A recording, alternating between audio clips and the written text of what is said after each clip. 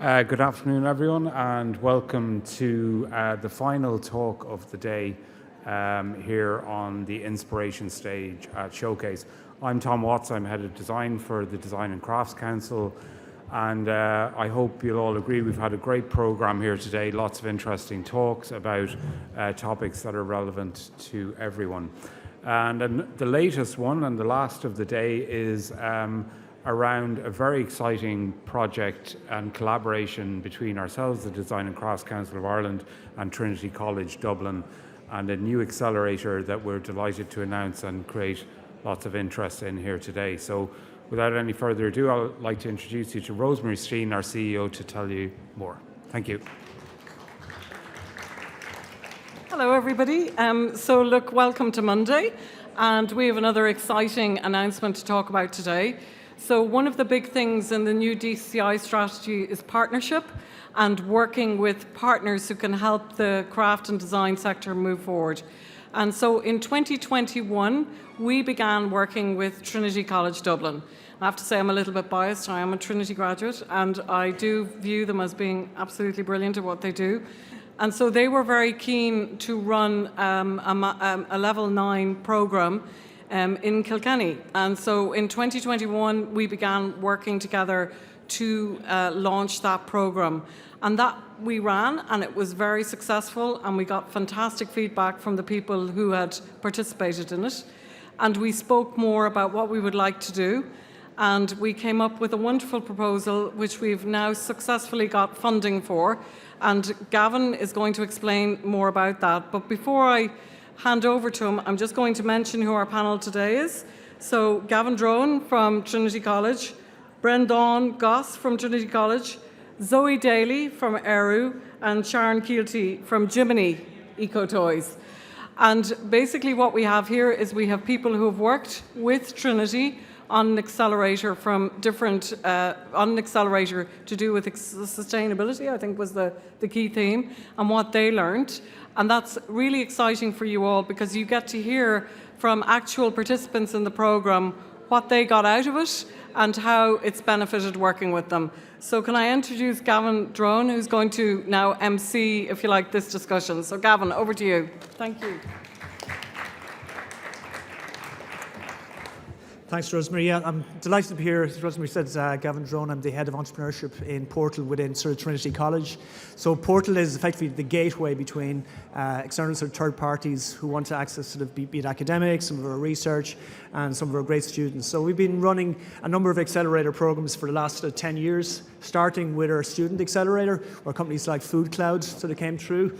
And sustainability is a key focus of our activities, which we'll hear a bit more later on. We're really delighted to build on the partnership with DCCI and announcing this program. We've been talking about it for a long time, so it's great to be formally able to announce it. And what we're doing over the next month, with a closing date of the 18th of February, we're looking to recruit 10 startups, particularly startups within the DCCI family that have great export potential. And we're also looking at the sustainability from those, both in terms of sustainability of design, but also looking at the whole end-to-end supply chain. It was a fascinating conversation before lunchtime, looking at the wool industry, and it was a huge education for myself as well. So every day is when you're learning something is good. Like I said, 18th of February is the closing date. So when we select the 10 companies to participate on this, we'll be looking at things like their business model, like their pitch, like their sales channel, like their routes to market, be it digital or with partnerships. So there'll be a lot of workshops, but there'll be lots of peer-to-peer learning.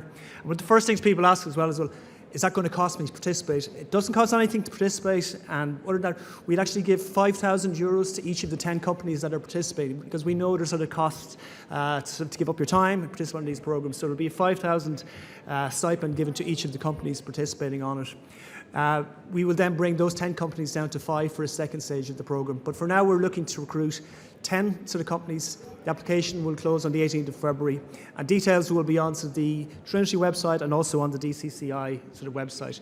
But rather than talking about what programs involved, we thought it might be better to hear from some of the participants on one of our existing programs. So Rosemary introduced Zoe and Sharon earlier. They're both participants on our circularity program that we're running with the IMR. And again, they have a key focus on sustainability, but it's one of the things that we'll be looking to recruit from from companies. So I want to introduce you to my colleague as well, Brendan Goss, who's our program manager on the accelerators, who'll talk about what's involved, but we'll also sort of talk to Sharon and Zoe in terms of the benefits they get from participating in the program. And if anyone is looking for additional details, they can talk to myself and Brendan afterwards. So Brendan, I'll pass over to yourself. Thank you very much, Gavin. Thanks, folks. Nice to see you all here. I don't have €5,000 in cash on me right now, but if you're interested in applying to participate in the program, there is a link, and we'll give you the details to the link to the program later on. As Gavin mentioned, in Trinity College, we've been running accelerator programs for startups, both Irish startups and international startups, over the last number of years. We've worked with over 200 companies, probably 300 companies at this rate, from about 26, 27 different countries. We generally work on thematic programs, so we could have worked on programs with a focus on health, digital health, for example. One of the primary themes and verticals that we've been focused on in recent years has been sustainability, more particularly circularity. So the circular economy is a key characteristic of a lot of the programming that we do. And we work with companies for whom the circular economy is a key marketplace. And that will be a characteristic as well of this particular program. And I'm delighted to be introduced, as Gavin said, by two protagonists in the circular economy, Zoe Daly from Eru and Sharon Keelty from Jiminy Eco Toys. Zoe and Sharon both participated on an initiative or an accelerator program that we previously ran with the circular economy at its heart, because they both represent businesses and ultimately products that are being sold and transacted in the circular economy. But sustainability is at the core of what they do. But above and beyond that, of course, design is a key characteristic of what both companies do, and the design environment, if you like, is where they're going to be doing and developing and scaling their businesses. So the reason we're talking together is just to give you a sense and a taste of what a young Irish business is finding out there as a challenge in terms of its growth, in terms of consolidating its presence in the marketplace, indeed in terms of expanding and scaling its presence both in Ireland and hopefully internationally as well. So we're just going to have a little chat here for a few minutes. Won't take too long. Zoe, thanks very much for joining us. You're welcome. Could you tell us a little bit about Eru, where you've come from and what you're up to right now? Yeah, so at Eru, I think in one word, we farm to yarn. So we actually take the raw material of wool off the sheep's back from my partner's farm and from farm to yarn networks we've set up around the country. And we take that wool, we process it in Donegal, and we turn it into yarn. So we started making products with that ourselves. It was all inspired by my grandmother. I tried to emulate a blanket that she had made for my daughter 9 years ago and went on a research journey to understand why I couldn't find Irish wool. And that research led me to meeting my partner, setting up these farming networks, discovering that Irish wool is valuable, it is possible, and that's our mission, is to create a value again for Irish wool. And now we're making the yarn available to industry, as well as our own products, and that's actually a lot to do with the Accelerator program, which really helped us focus on our strategy, I think. So that's what we do in a nutshell. I could go on, so try to just keep it. Yeah, no, we'll come back to that, because I think you probably, even though you come from diverse businesses, a lot of the challenges that you face are quite common. Sharon, tell us a little bit about Jiminy Eco Toys. Yes, so Jiminy is Ireland's eco toy store. I went shopping for my daughter's 4th birthday gift in 2018, and I came out of the toy store empty-handed because I just couldn't buy the plastic wrapped in plastic shipped from China anymore. I wanted a gift I could feel good about, like something made locally from sustainable materials, and there was nothing in the shop. So I just thought, well, if it's that difficult, to do the right thing, we can't expect people to do the right thing. We have to make it easy. So I started I now know is actually the world's first eco-activist toy store, just a place where everything has been checked. So everything is from recycled materials or natural materials, and shoppers can just relax and buy whatever they like and know that it's going to protect the child's planet as well as delighting the child for their birthday or Christmas. So since starting, we have sold over €2.5 million of sustainable toys with a carbon impact like having protected 4,500 trees from deforestation. So I'm very happy with that. And part of that is we've empowered 15,000 people to choose a gift that was good for the child and their planet. Yeah. So we were part of an Accelerator program with Brandon in 2022, which had a big impact on our business. Great. As I said, you're obviously very diverse and quite different in terms of your businesses, but some of the challenges that you'll encounter on a daily basis are quite similar. From Eru's perspective, Zoe, what was the kind of critical challenge that you faced, say, 12 months ago that you think participation on an Accelerator program has helped to facilitate or helped to at least resolve to some degree? I think accessing networks. A lot of the time spent in a startup is, it's just so busy. There's just so much to do on a day-to-day level that there's so many things that you think, oh God, I must get in touch with that person or that organization.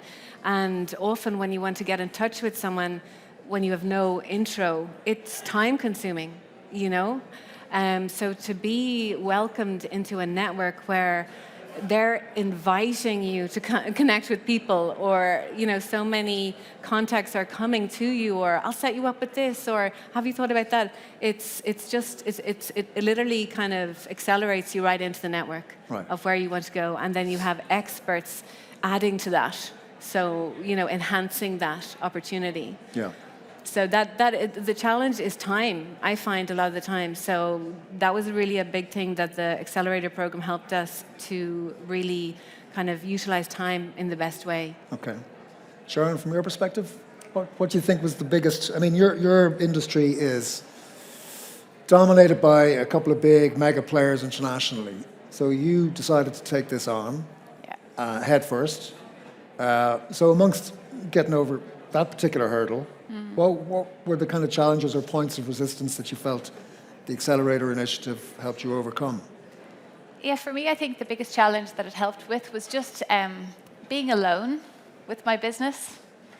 Previously I worked in a big company and there was always someone you could ask for advice. There was always the senior person you could kind of go and say, which half of what I'm doing should I stop? Help me prioritize.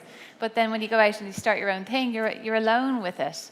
And so it becomes so much harder to make sensible decisions, Yeah. And so what I found really valuable about the Accelerator was just that opportunity to have someone ask me, what is your strategy? Or what is your growth strategy? Or what is your strategy? Are you making money, Sharon? Is one of the first questions that the coaches asked me on the program. And okay, how can we increase that? How can we, so having that thought partnership with that external set of eyes from sensible, experienced business people was really valuable for me. The other thing that was really valuable was just that knowledge, that timely knowledge about what's going on, because there are lots of supports for small business, but we're small businesses. We don't have time to go read all the websites and be experts on which grants are coming up at which time that we might qualify for.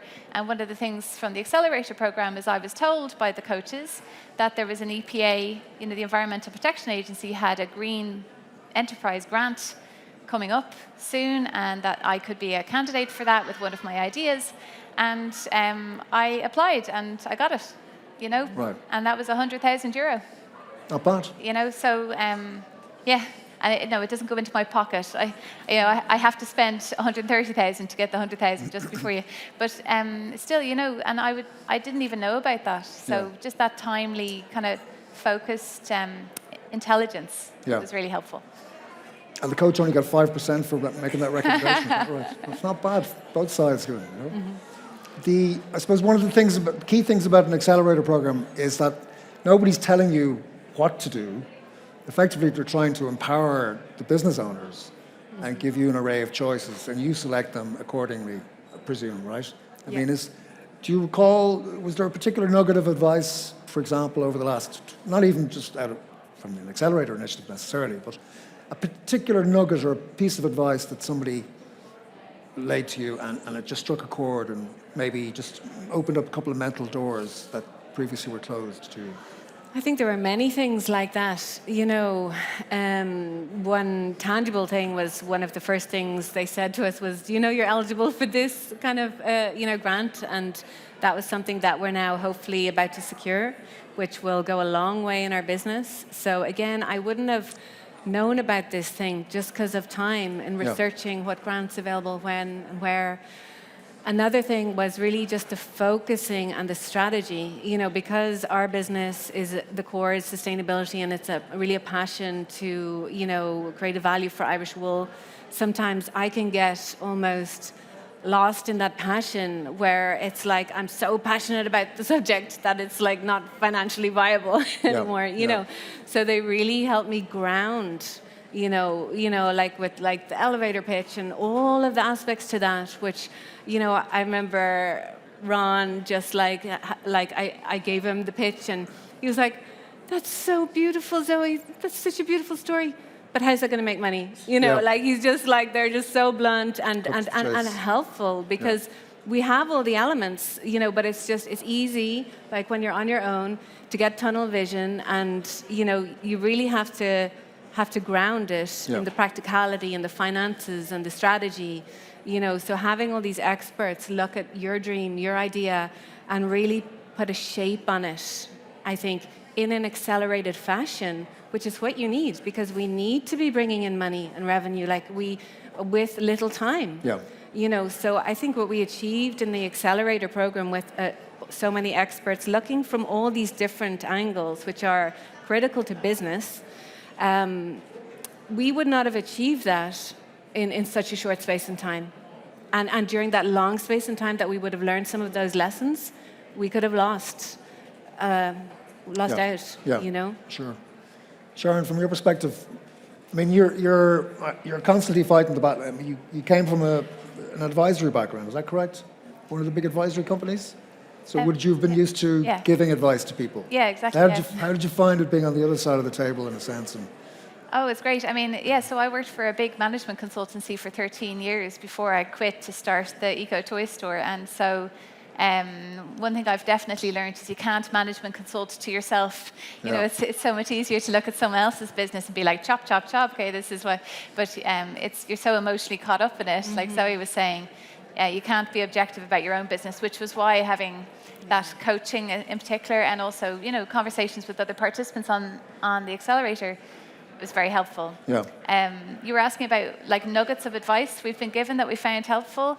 I think my favorite nugget of advice has been fail fast, which doesn't sound very inspiring, but, you know, if you have an idea for a business, or in my case, you know, for a new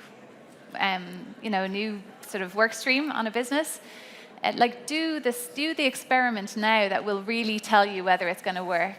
For example, you know, if I poll on my Instagram stories or whatever, it happened to me, handmade Christmas stockings.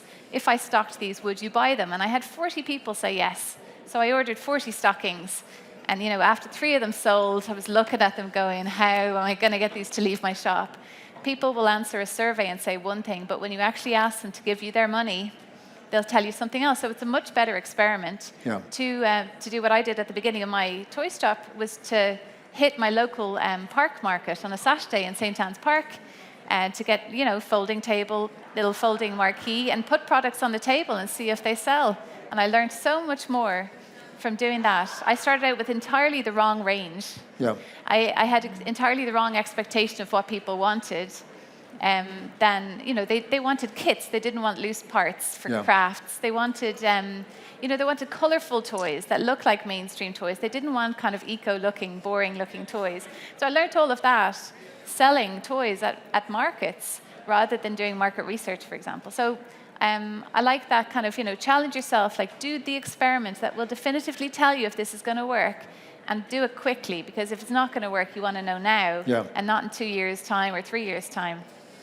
Which for me was the sell apart markets, was the fail fast experiment. Fail fast, fail again, fail faster, fail again. Trinity College likes to claim ownership of that, just because Samuel Beckett came up with it and he went to Trinity and la. Right. That's why we're involved with startups, you know. One of the ambitions we would have for companies, and as every company owner or founder would have themselves, is to help companies to scale and to look beyond Ireland as a market and to try to internationalize their products and then establish beachheads in foreign markets. What would be your mindset now, having, say if you were to look back 12, 18 months from where you were then to projecting forward another 12, 18 months, do you think, would you have ambitions to trade internationally, to operate in an international market? Would there be any mental hindrance to that? No, like that's absolutely our goal, and we're finding that actually our story is getting a lot of traction abroad. So again, the program did help in accessing networks or ideas to access those networks, because you can feel like in a closed kind of environment here, only reaching out to the companies close to you. Yeah. And just again, not thinking, when am I going to get beyond this? So I think they're always looking at it from that perspective, which helps you also kind of be confident in what you're producing. Yeah.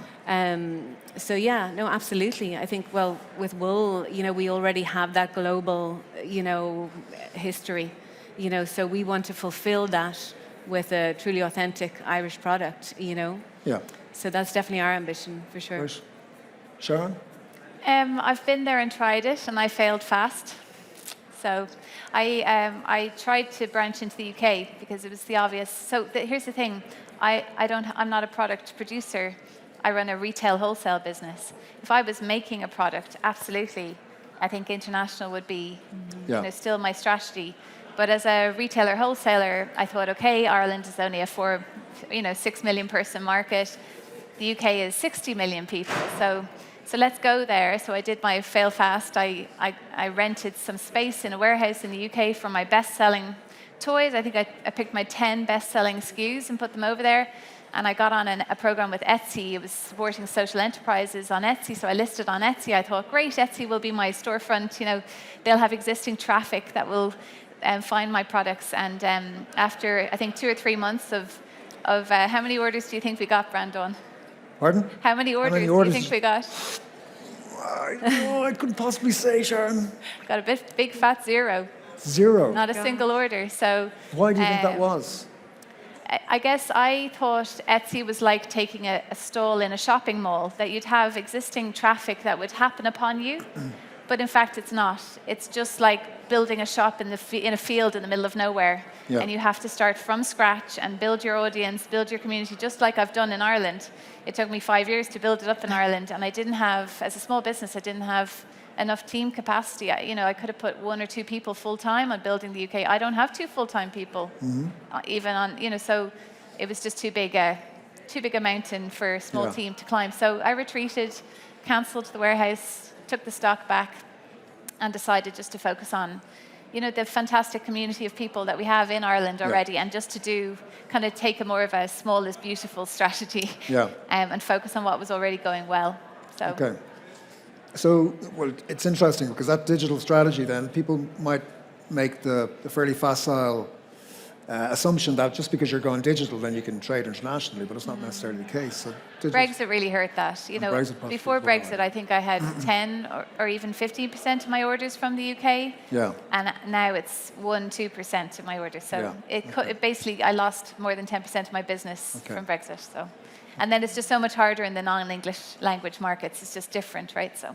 Okay, so you removed, you retrenched, you licked your wounds, and you focused on what it is you do best. Okay, it's an important learning, nonetheless. Listen, one more question, and we'll wrap it up. Or not question necessarily, but just one more ask of you. The Accelerator program, as such, the way we're structuring it, is that we'll invite a large group of companies in to the first stage of it, and there'll be a second stage for companies that are considered to have or are evaluated independently and considered to have greater commercial potential in terms of their ability to scale and go on and grow.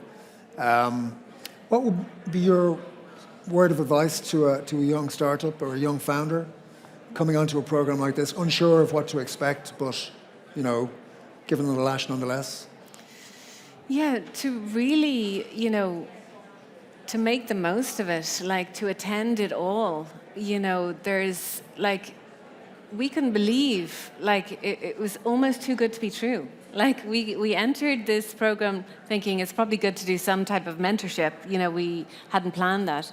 And we started upon it, and we honestly couldn't believe how good it was. And we were given $5,000. We were like, is there a catch? We're getting the best experts from business, giving us the best advice, and really, really invested in us. Even all of them are like, let us know. Like, we called our mentors after we discovered what we're actually our main strategy is gonna be after the program finished. I was like, could we just talk to you? I just wanted to fill them in. And they were like, absolutely, and set up a meeting. And they were like our parents, like going, yay, well done. You did so well. So it's genuinely amazing, you know, so you're just not, it's a huge gift. So take it and run with it and utilize all the advice. We chased up the contacts, we entered the programs they suggested. Now we're hopefully close to getting funding from one of them, using the contacts. Great. Just really make the most of it. Great. Sharon? Yeah, I guess my advice would be to use a program like this to get real work done. None of us has time for academic, you know, being lectured or learning something interesting. If the session that you're in, if you're not actually coming out of it with real actions for your business or a real whatever marketing refresh plan for you, get the real work done in the sessions. And on these programs, I'm a bit more ruthless. I'm selective about what I join in a ruthless way. If I already know that topic, like I spent 13 years as a management consultant, so someone wants to teach me, something that's maybe a lot of craft business owners or small business owners don't know, that's great, but if I don't need to learn it, I'm not showing up because, your time is precious, and if you spend 2 hours on something when you could have been spending 2 hours selling or solving problems, well, you should have been doing that. So I try and treat it as work and not something adjacent to work. And if I'm not getting something genuinely useful to me done in the session, then I've wasted my time. So find the real thing that you can get done in that session and do it in the session. Right. My advice. Okay, by way of conclusion. Oh yeah, before I invite a question, I just wanted to say before I forget myself, the nature of the program is such that it'll be a hybrid program, so it'll be online and in person.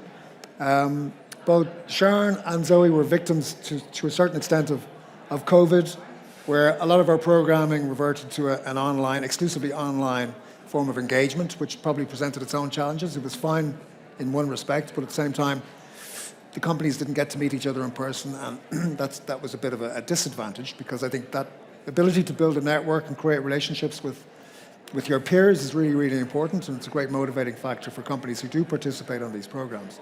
So we will aim to have at least one face-to-face gathering per month during the course of the program, with the rest of the program hybrid, because we're expecting applications from nationwide. So just to bear that in mind. And of course, €5,000 is the magic number, obviously. That was from a different program, but it just seems to be a nice round figure. Was there a question from the audience, quickly? You might have to shout out, because I can't hear you terribly well from here. Okay. Just an observation, actually, on the trading in Britain. I have some clients who have done Belfast warehousing, and that seems to be kind of magical in that you don't have customs for either, and it's an easier route to that market. Thanks. Yeah, the shipping, when you're doing B2C, the shipping costs from Northern Ireland to the UK are still, they're lower, but they're still nothing, So, anyway, I was hoping to be based in the UK. So if you're on mainland UK, you can send things for like £3. It's ridiculously cheap. And you're competing with mainland UK businesses who can send things overnight for like £3 shipping a cost. Whereas from here, from Dublin, it's €10, 2 to 3 days. So Northern Ireland, I think it was €7, something like that. So you're better, but not magical in terms of the shipping, which for B2C is the important thing. If you're B2B, then that doesn't really matter as much. That's going to become even more complicated now soon enough, I think, as well, because there are the advent of new regulations between the UK and the single European market. Any other questions? Yes, sir. The local enterprise boards limit, or the eligibility tends to be around manufacturing or similar. I'm just wondering, is the program open to everything, every type of like retail, wholesale, manufacturing? The program's open to companies that have the ability to grow and scale. So from that perspective, if you're part of the design and crafts ecosystem, and we think that you've got the ability to grow the business and scale the business in a period of time, then by all means apply. And I don't qualify for local enterprise, but I did qualify for this. So yeah. Absolutely. Being a Leo client company, for example, you're probably primed to apply in that sense, because they would have done a lot of their own due diligence as well before we did, if you like. But we won't be teaching grannies to suck eggs necessarily either. So, okay. Well, listen. The application deadline, I think, is the 18th of February. You can apply online via the DCCI website, and also via Trinity Tangent's website. It's an online application form there. And the applications will be evaluated, and we'll get back in touch then with the companies that we wish to shortlist for participation. Okay? So with that, Zoe, Sharon, thank you very, very much indeed for coming in and joining us. Thanks very much. Thank you. Thanks, folks. Thank you. Cheers.